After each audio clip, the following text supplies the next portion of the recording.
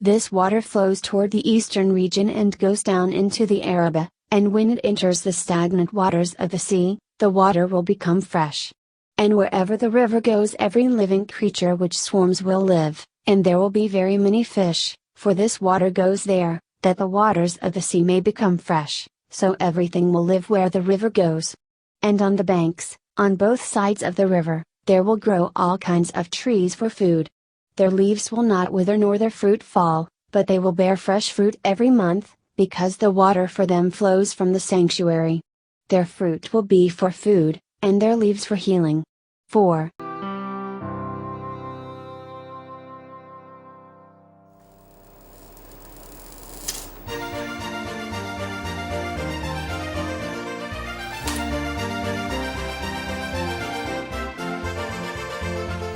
Research continues, of course, even when no immediate benefit is expected.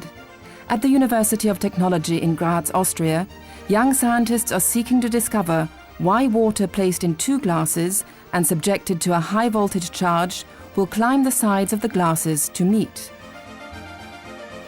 It doesn't do it at some random part of the glasses, but at exactly the spot where the water from the 2 glasses will meet.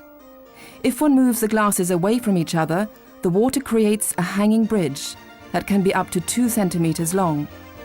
So far, even the world's greatest scientists have been unable to explain the phenomenon. So far, there is not even a theory about the sensational behavior of the water. An exact microscopic theory and an exact understanding of what is happening here, we haven't found that yet. And that is the reason that we're continuing to work on it. It's what makes this all so interesting. We would expect electrolysis, but under no circumstances would we expect a stable bridge that acts the way we see it acting here. That's what makes this all so fascinating.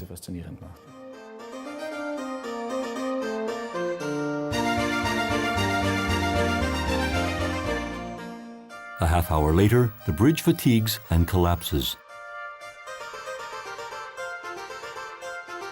Through the use of a red and a blue color filter, the movement of the bridge becomes more visible.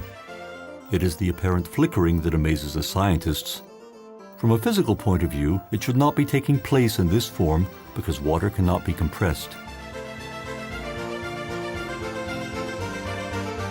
Here we're using the same kind of measuring technique that we use in mechanical engineering, anytime that we're dealing with very high speeds in a machine, whether it's rotational speed or flow velocity.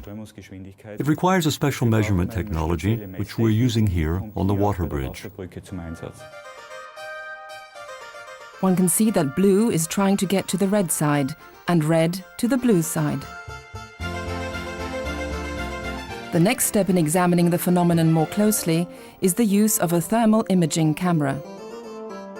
With its help, we can see more clearly the mysterious processes taking place within the bridge. It is not difficult to see that all hell's let loose here.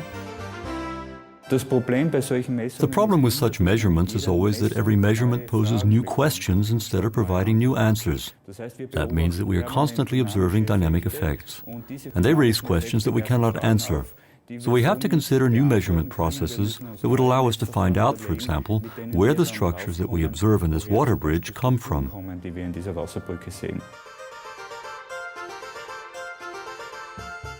For the layman, it looks as though water could breathe. But for the scientist, it continues to be an unexplained phenomenon for now. Since we're using pure water and have verified that that's the case, we can't be seeing foreign bodies here. There can't be gas bubbles either. It's water in any case, but it is different water.